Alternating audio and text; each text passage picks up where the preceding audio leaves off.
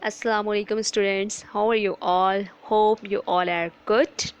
I'm going to explain chapter 1 Generations of Computers given on page number 4. The chapter is related to the generations of computer.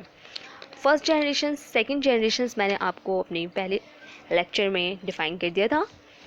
अब मैं आपको third generation of computers बताऊंगी. आपकी book में ये picture नज़र आ रही होगी आपको, ठीक है. विस कह रहा है you look like a baby transistor. तुम दिखने में बेबी ट्रांजिस्टर लग रहे हो. अब ये क्या कहते हैं, यू आर राइट, तुम सही हो. Transistor become smaller and become part of a silicon chip called a semiconductor. Transistor जो है बहुत स्मॉलर होता जा रहा है और सिलिकॉन चिप का पार्ट बन रहा है और इसे कहते हैं semiconductor. I am called an integrated circuit, some people call me chip. मैं इंटीग्रेटेड सर्किट कहलाता हूँ और कुछ लोग तो मुझे चिप भी कहते हैं. I am faster and more efficient than my forefathers. मैं जो हूँ फोर्थ फादर से ज़्यादा फास्टर और एफिशिएंट भी हूँ. आई conduct more electricity when heat light और वोल्टेज इज इंक्रीज्ड. जब हीट और लाइट और वोल्टेज इंक्रीज हो जाती है तो ये क्या करता है, इलेक्ट्रिसिटी ज़्यादा कंडक्ट करता है. I am use in main frames and mini computers. और ये स्टूडेंट्स कहाँ यूज़ किया जाता है, ये मेन फ्रेम्स और मिनी कंप्यूटर्स के अंदर यूज़ किया जाता है. Come on page number 5. विस क्या कह रहा है, why was the I C such an important invention. I C basically I C is stand for integrated circuit. Okay students, तो ये कह रहा है आई सी क्यों जो है इसको इन्वेंशन करना ज़रूरी हुआ. An integrated circuit carries electronic signals that tell the computer what to do. Integrated circuit basically students ये इलेक्ट्रॉनिक सिग्नल्स को कैरी करता है और कंप्यूटर को बताता है कि वो क्या करना है उसे. ICs are made from silicon. ICs जो वो बना है वो सिलिकॉन से बना है और जो इसके अंदर मटेरियल फॉर्म किया गया है वो सैंड एंड क्ले से किया गया है. ICs can read and follow billions of instruction per second. IC ये इंटीग्रेटेड सर्किट बेसिकली ये क्या करता है, millions of instructions per second में फॉलो करता है. They are attach to the circuit boards inside computers. और ये कंप्यूटर के अंदर एक सर्किट बोर्ड से अटैच होता है. Computers use chips to store and process data in the main processor. Computer के मेन प्रोसेसर में एक चिप्स लगाया गया है जो कि हमारे डाटा को प्रोसेस और स्टोर करने में यूज़ किया जाता है. The CPU is the most important chip और CPU हमारा सबसे ज़्यादा इम्पॉर्टेंट है स्टूडेंट कंप्यूटर में. Without it the computer would not work. इसके बगैर हमारा कंप्यूटर वर्क नहीं करेगा. Now let's start this activity. Choose the correct answer to find out more about computer chip. Number 1 is CPU chips are also called microcomputers, microprocessors. Answers आपने बताना है. यहाँ means इसके यही है कि CPU चिप्स को और क्या कहा जाता है, माइक्रो कंप्यूटर्स कहा जाता है या माइक्रो प्रोसेसर कहा जाता है. तो basically answer is micro processors है. Second, typical chips contains millions of transistors और वैक्यूम ट्यूब्स.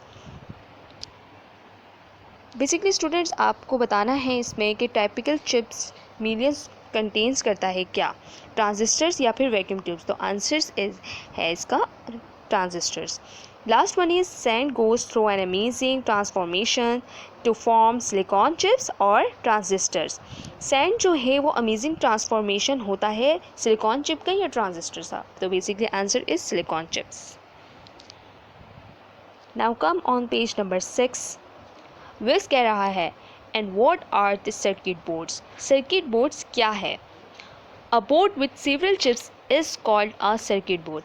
ऐसा बोर्ड जिसमें सीवरल चिप्स लगी हुई हों वो कहलाती हैं circuit board. Circuit boards come in different size. Circuit boards जो है आपके डिफरेंट साइज में भी आते हैं। The greater the number of computer chips the larger the circuit board. जैसे आपके कंप्यूटर ग्रेटर द नंबर होगा तो वैसे ही आपके सर्किट भी होगी, सर्किट बोर्ड भी होगी। The more circuit boards are computer has the more data it can process. Computer में ज़्यादा सर्किट बोर्ड लगे होंगे तो डाटा भी वो ज़्यादा प्रोसेस करेगा। Computers have one big circuit board to which many smaller circuit boards are attached. This is called a motherboard.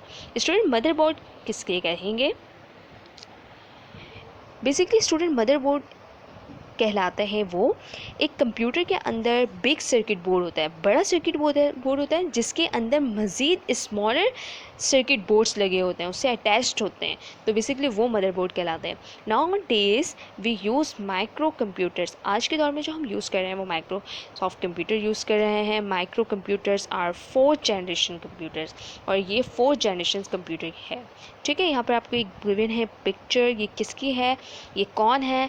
I am a micro processor. ये बेसिकली स्टूडेंट ये माइक्रो प्रोसेसर है। I have an integrated circuit, इसकी integrated circuit भी है electric circuit के साथ, और ये मेमोरी भी स्टोरेज करता है और ये हेल्प करता है माइक्रो कंप्यूटर की। विस बेसिकली क्या यूज़ करता है? The personal computer I use is a micro computer. Come on page number 7। Fifth generation computers are the most modern computers. Basically students fifth generation computers जो थी ये modern computers थी। ठीक है, these computers are becoming capable of self organization, learning and voice recognition. Fifth generation of computer इस तरह से modern था क्योंकि इसके अंदर सेल्फ ऑर्गेनाइजेशन कैपेबिलिटीज़ थी।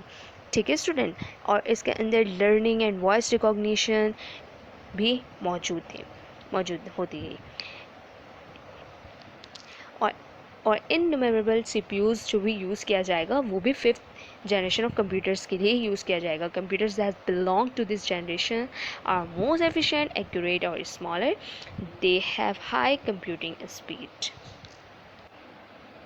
Is page number 8 of chapter 1. You have some activities, these are given in your chapter.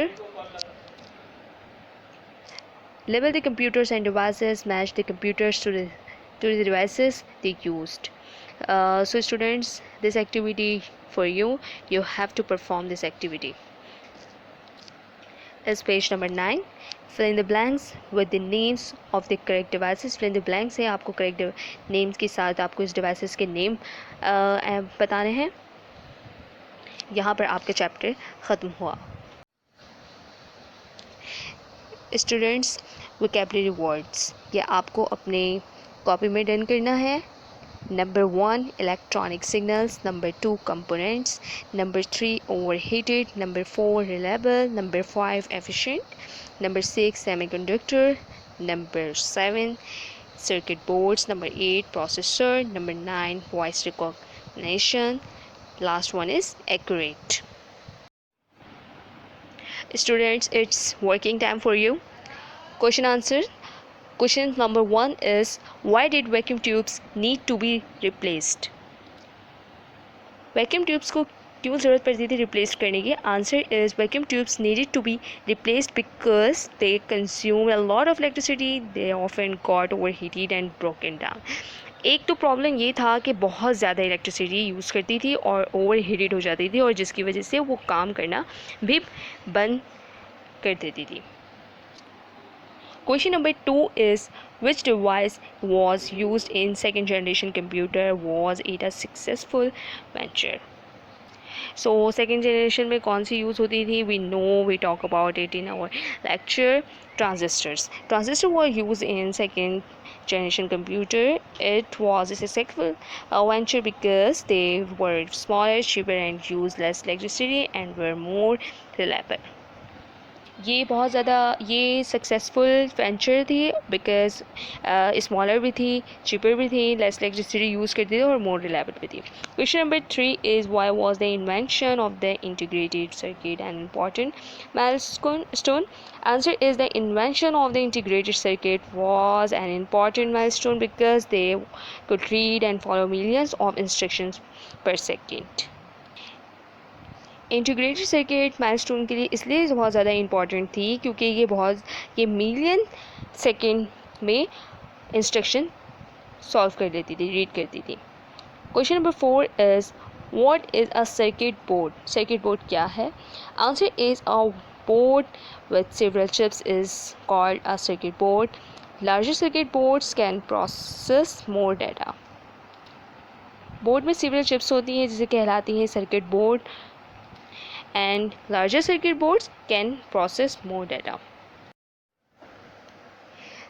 So next working student आपके लिए है जनरेशन टेबल। आपको जनरेशन टेबल अपनी कॉपी में क्रिएट करना है, ठीक है। जनरेशन की एक साइड हेडिंग आएगी, एक साइड आएगी आपकी स्टोरेज डिवाइस की।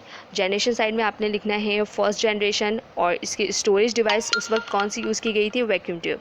सेकेंड जनरेशन में आपने जनरेशन के कॉलम में मेंशन करना है और स्टोरेज डिवाइस के कॉलम में आपने मेंशन करना है ट्रांजिस्टर्स। थर्ड जनरेशन आपने लिखना है और स्टोरेज डिवाइस में इसके लिखना है integrated circuit IC। Fourth generation में आपने स्टोरेज डिवाइस के कॉलम में लिखना है micro processor and fifth generation के आपने स्टोरेज डिवाइस में लिखना है मॉडर्न कंप्यूटर। लास्ट वर्किंग है इस चैप्टर की differences main frame computers, mini computers. First is they are very powerful computer. Main frame computers जो है पावरफुल कंप्यूटर होती थी।